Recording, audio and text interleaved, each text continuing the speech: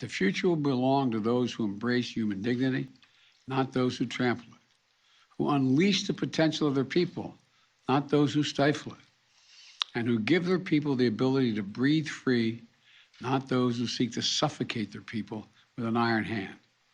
I'm announcing tonight a new plan to require more Americans to be vaccinated to combat those blocking public health.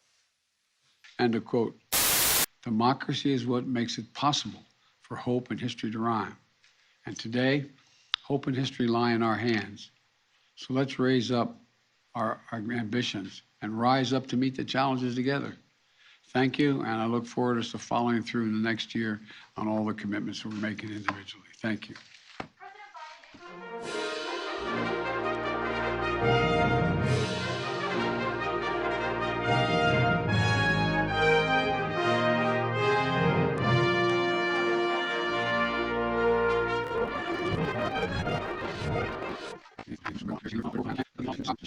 So let's raise up our ambitions and rise up to meet the challenges together. Thank you, and I look forward to following through in the next year on all the commitments we're making individually. Thank you. Thank you, and I look forward to following through in the next year on all the commitments we're making individually. Thank you. President Biden, inflation has just hit nearly...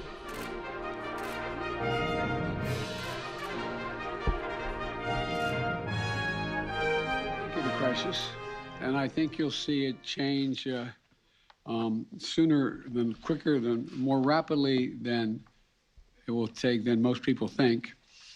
Every other aspect of the economy is racing ahead. It's doing incredibly well. We've never had this kind of growth in 60 years, but inflation is affecting people's lives. But if you take a look at it, if and when, God willing, we get the Build Back Better proposal, if you look at what ain't no country I ever heard of? They speak English and what? What? English, mother... What's inflation all about for people? They're paying more for things they need than they had to pay before. That's the bottom line. Now, if they're paying considerably less for childcare, considerably less for healthcare, considerably less for insulin, considerably less, and go down the list of being able to take care of their parents, all the things that are in the Build Back Better plan. The reason why people think economists think it's going to, in fact, diminish the impact on inflation is because it's reducing costs for ordinary people. Reducing costs for ordinary people. So I think but in the meantime, in order to get that up and running, and we don't have a single Republican willing to support it yet, in order to get that up and running, it's going to be focused all on the downside. The downside is prices have gone up because of supply chain concerns. We've worked as hard on the supply chain concerns. I think you're going to see, you've already begun to see, and you're going to see over the next couple months, oil prices, prices of gas pump come down. You know, the biggest, a third of the increase in inflation is used automobiles. So, I mean, it is a real problem. But the point is that has to do with supply chain as well. But it also has to do with the fact that not everybody's looking for a used automobile, but those who are, they're paying higher prices because there's fewer of them because of COVID and what was sold out and the like. So I think it really is, it's a real bump in the road.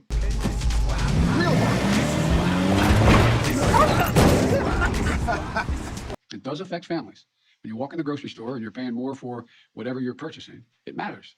It matters to people. When you're paying more for gas, although in some states we've got the price down below $3 a gallon, but the point is, it's not gone down quickly enough. But I think it will. What are your next steps on Ukraine? What's the follow-up? I'm sorry. On board with the inflation numbers this high with the Build Back Better bill? Well, I don't know the answer to that. I'm going to be talking to him at the beginning of the week.